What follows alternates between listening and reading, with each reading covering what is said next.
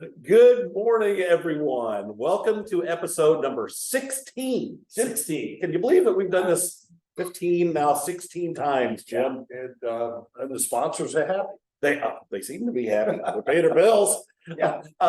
Let me show you what it is you're actually watching, since that's what we do here. You are watching Merritt in the Morning with your hosts, Jim Merritt, Brad Klopfenstein. Jim is 30-year state senator covering Lawrence, Geist, parts of Fishers, even down into Irvington. Yeah. I've done a little of everything. I've run for lieutenant governor, I ran the Indian Licensed Beverage Association, and right now I run the Greater Lawrence Chamber of Commerce.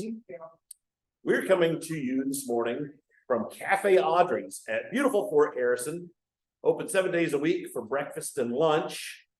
Now open for dinner Wednesdays through Saturdays. Come in here. In fact, I recommend all 4 of the days they're open for dinner. Make sure you're here. They have beer and wine available. I would take another refill. Thank you. Remember, hashtag that the kids do this, Jim. Hashtag food at the Which Fort. we are no longer. No, and why I love Lawrence. Thank you very much to Stockyards Bank and Trust with locations at 71st and Binford, Carmel, downtown Indianapolis, Plainfield, and in St. Francis hospitals.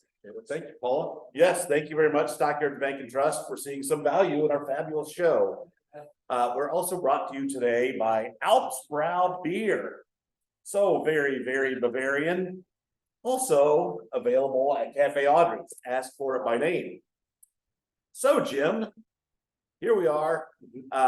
We're going to be talking beer and some other things today. But we've also got elections coming up. Lawrence, Indianapolis, and beyond. Yeah, it's an exciting time in politics, and you know, one of the problems with the municipal election is that it just doesn't get the attention, and there's so many factors out there, so many different parts of government that are shouting, such as our friends out in Congress. And so it's kind of, there's a lot of clutter in the political atmosphere and turbulence, if you will. And we hope that people focus in on the Indianapolis mayor's race. We'll have Jefferson Shreve as a guest soon. And 4 weeks. yeah, right? something like that. And we're gonna have we have had Dave Hoffman, who is running for mayor of Indianapolis, mayor of Lawrence, excuse me. And we've also had Eric Short, who is running for the city council of Lawrence. And so I think we've given a lot of attention and rightfully so to politics but this is a good day to just talk about. We can talk about beer, we can talk about politics. You know, and I always think when you have construction on highways and streets and bridges, it's a good thing because it shows health, it shows growth, it shows that people will be safer on our highways once we get that 465 and 56th Street done. It's a hassle. People have to be patient.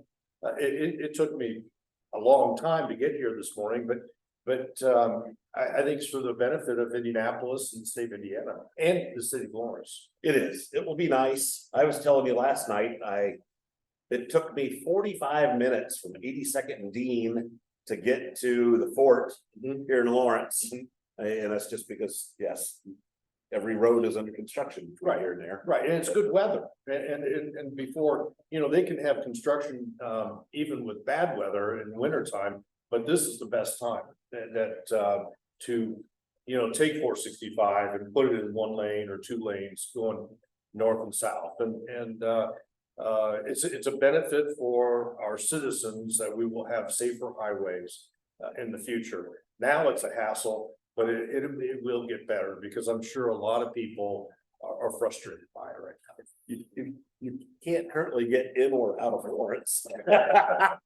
Although our problems are nothing compared to Fortville. No, it's So growth. It is. Growth is good. Growth is good. So now, as part of this, if you are a candidate running for office and you see value in coming on our show in 2 weeks, we can make that a candidate catch-all. So if you would like to join us Now, you have to be available A at 9 a.m. on a Thursday and B, be able to come to Cafe Audrey's and do before Harrison. But if you want to show up, we'll give you 5 minutes and we'll talk to you. And Yeah, I think that's a great idea. This is our slogan, work hard and be nice. And I think it's a benefit to give everybody a chance to come on the show and talk about how they feel the future of Indianapolis or Lawrence or Fishers. And but I think it's the right thing to do, and a Republican Democrat. And that should be quite a show. it should be. And if you're crazy, we will tell you in the nicest possible way that you're crazy. Yeah, so be prepared. Right. We will damn you with very faint praise. So what do you think is going to happen this year? I mean, obviously, I am predicting record low voter turnout in the city of Indianapolis. Isn't that sad? It is sad, but some of it is. Neither of those candidates are inspiring even to their base, even to their families. Well, next Tuesday is when voting starts. And the Republican Party itself, I chaired the Republican Party in Marion County for a couple of years. And we weren't to the point where it was a month of early voting yet. The technology had not was not safe enough for my satisfaction. But now, since the pandemic and since the technology has been so converted into a safe situation where votes can't be stolen or votes, you know, the whole issue of vote safety. It's a benefit for the Republican Party and the Democrat Party and any independents, libertarians, to go vote early and not wait for the last day. Lots of Republicans, Bob, like to vote on election day. I know it's tradition and I understand why they want to do that, but I agree. Which there's an early voting center in the building that I work that opens like 10 days before the election day. It is so easy for me to just walk downstairs, cast my ballot, and then go back to whatever it was I was doing. Yeah. And yeah, they're all the same ballots. They all get counted at the same place at the same time. Yeah. There's no reason not to. And you know, change is hard for everybody. And especially when you have your traditions. And you know, God bless the people that work elections on election day and in the run up, because you know, we always had trouble making sure that we had the adequate personnel in the voting place, in the election place. So let me ask you, by my rough count in my head just now, you have been on the ballot 8 times. So Yes. did you have any? 9 times. 9 times. Yeah. Okay. 8 times. 8 times Senate, once for mayor. Yeah, or well, twice with the primary. So I've been on the ballot 10 times. Okay. Yeah. So did you have any traditions that you would do leading up to the election, either the weekend before, the day before, the night before, the day of? Was there anything that is non-traditional that you would do? Well, what my tradition was, it was just a lot of door to door. When I was on the ballot in 2018, for instance, I started December 5th, 2017, and I never stopped. And as well as my Senate office was always very accessible and you know, if you called me, I call you back. If you wrote me a letter, I'd write you a letter back. And if you sent me an email, I heard they wrote you a letter, you'd show up at their door. if it was nasty, yes, I would, and I'd have the letter with me. Yeah.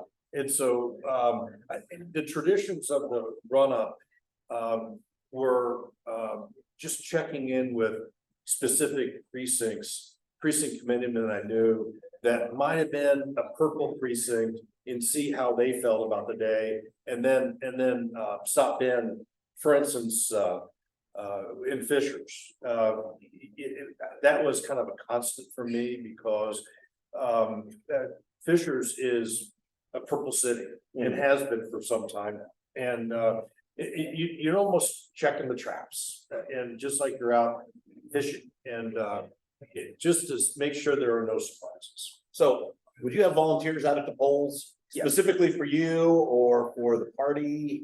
Yeah, both. Okay. I'd have volunteers at strategic places where I felt that, we might be having a situation where, a last encouragement from, a kid from Lawrence North or Lawrence Central High School. And so, we didn't leave anything bare because in all those elections, I had some sort of opposition in, either the primary or the general. And, I kind of ran scared.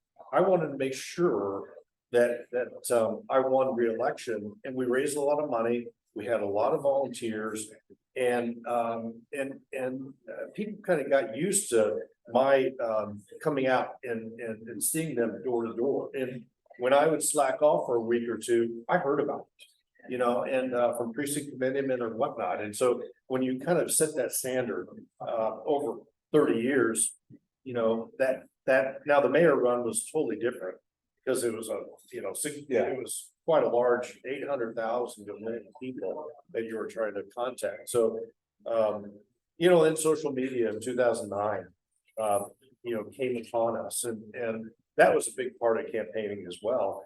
And I made it fun for me and other people by having a post things I think about while I'm going door to door. And I would take pictures of different wind chimes. I'd take pictures of fancy front doors.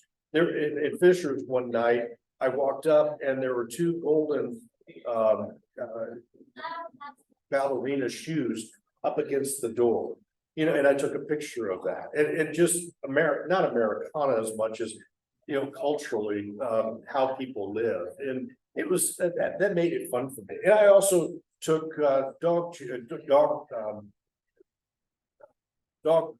cookies with it and left a note because I heard a dog one time in Lawrence.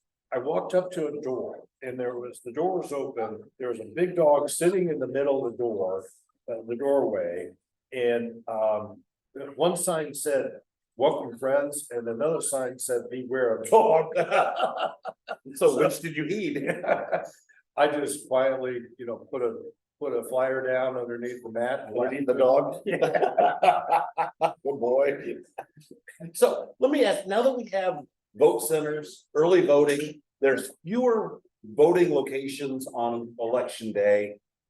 The value of staffing polls, has that been diminished just because it's harder, just because you've got more days to be out there?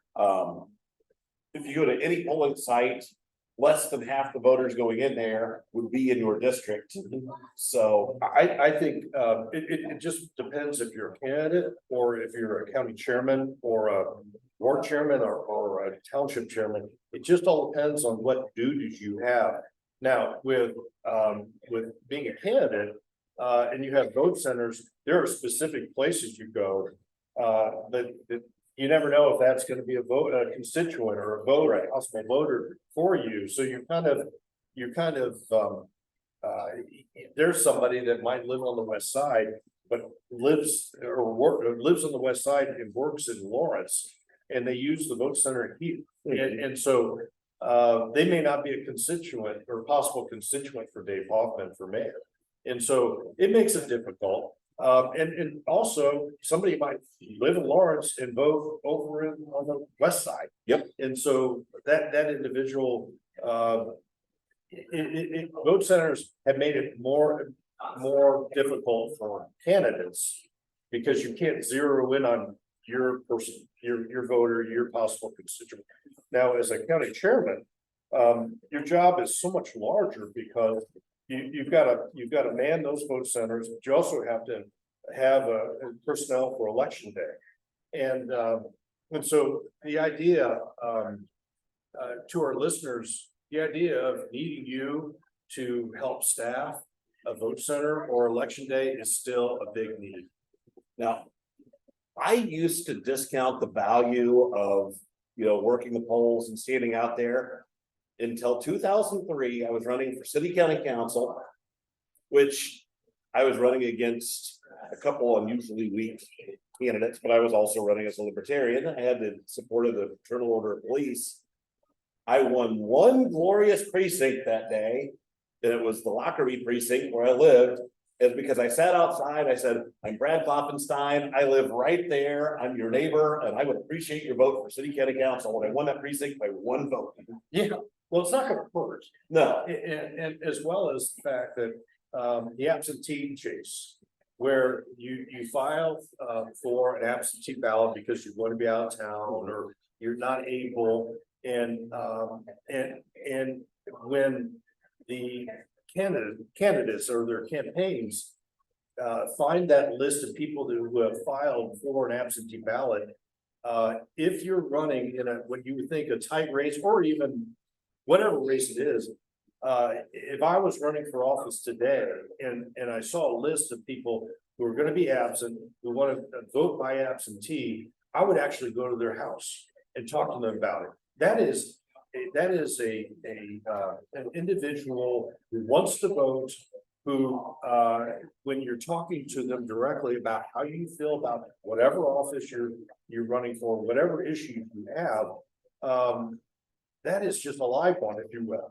It could be on the line. And so I think there are a lot of ways that candidates can find that voter who is undecided, who wants to vote, not encourage them to vote. They've said they're going to vote.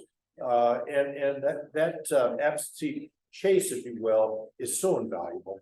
so how often were you able to catch voters prior to the ballot showing up? Well, it was an ongoing process. I was one of those candidates that just couldn't stand not talking to voters or constituents on a daily basis. I had there was an environmental issue that constituents had questions about, and they were really negative about it. And there were 23 that didn't like what I was saying. So I stopped by and talked to them on my way home from work and from the state house. And so it's you don't want to say hand-to-hand combat, but people demand, and rightfully so, to understand if their vote is something that they keep very secure in their decision. And as a candidate, they deserve the attention. So, but I guess my question is, when somebody requests an absentee ballot, you would get that list and you knew who was requesting. And if you saw that somebody in your district requested a ballot, would you try to show up that night or the next night and catch them before they cast that ballot? Absolutely. And would they talk to you and say, oh, I just got my ballot tonight? Well, yeah, you get the lists way ahead of the election. And so that if you have a tight election, you go see that person in October. Well, but if they're requesting an absentee ballot, that's a pretty quick turnaround. They don't request that 3 months out. No, but you've got as I recall, you've got about a week. Okay. When you a lot of candidates send a postcard, and that I noticed that you have filed for an absentee ballot. I'd very much appreciate your vote in the upcoming election. Instead of a postcard, I'd go see them. And I think it just that face-to-face conversation is just incredibly important. And what you said about your precinct, they went in and possibly because you're the last person to talk to them, they voted for you. Yep. Yeah. Oh, that's absolutely it. I mean, Yeah. most of the people didn't know who I was. Yeah, and there are a lot of candidates that are gubernatorial candidates and mayor candidates that can't get around to many precincts. And more likely, those candidates are arrested during the election day because if they haven't made their case through social media and television or radio, they just haven't reached that bar. Who are our sponsors?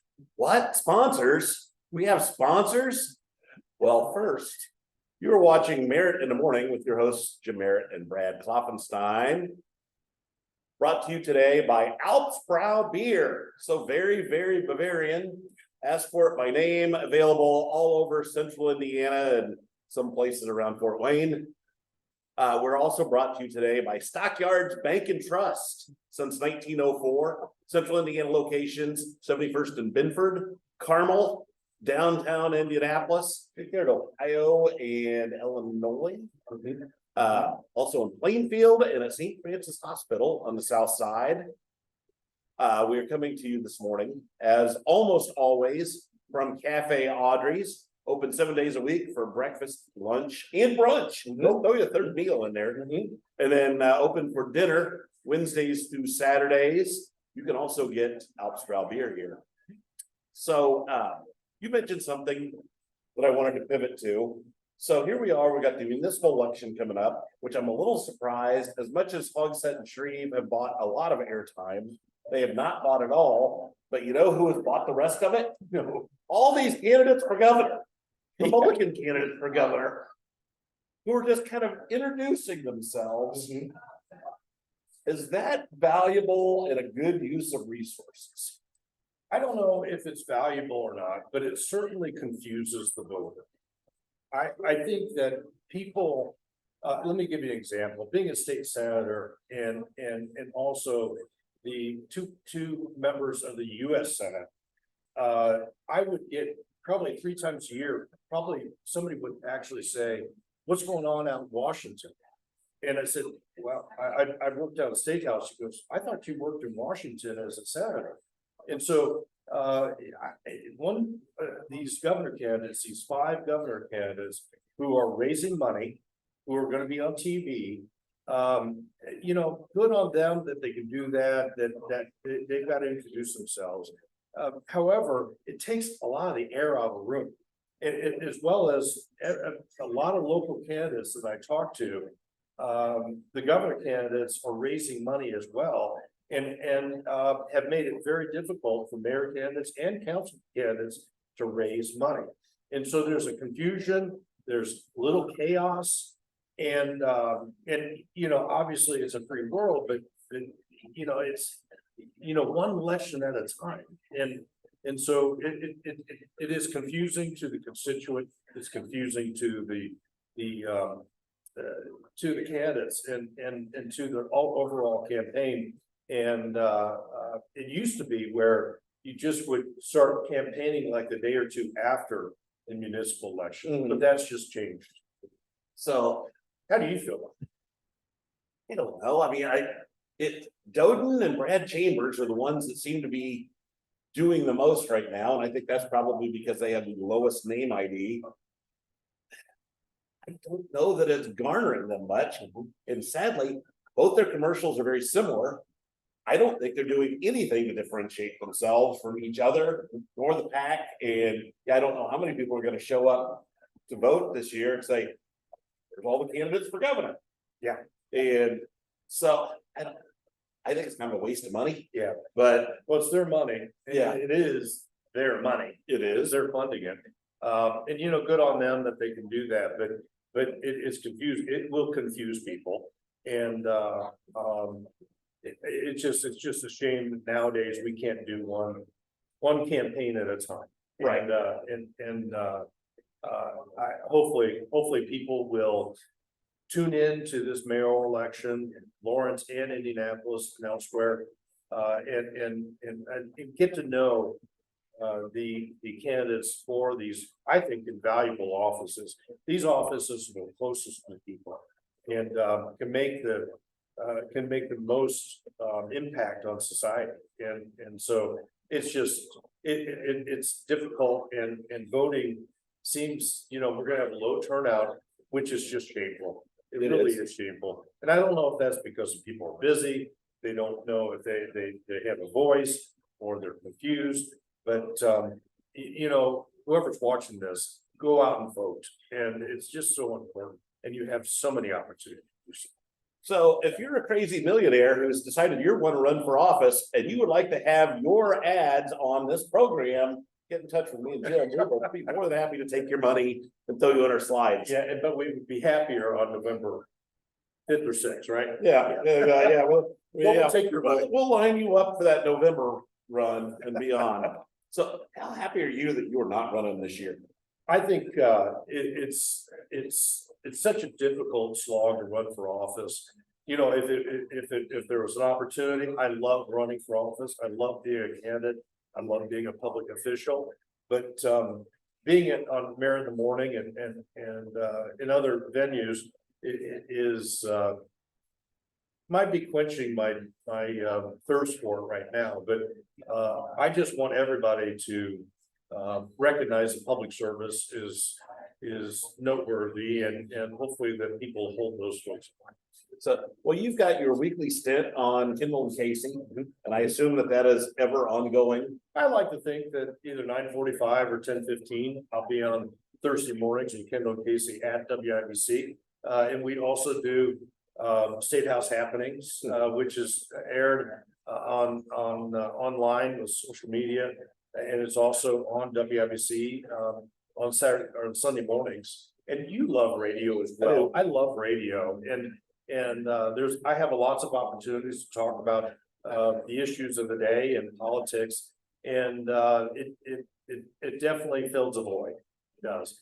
And you know, talk about social media.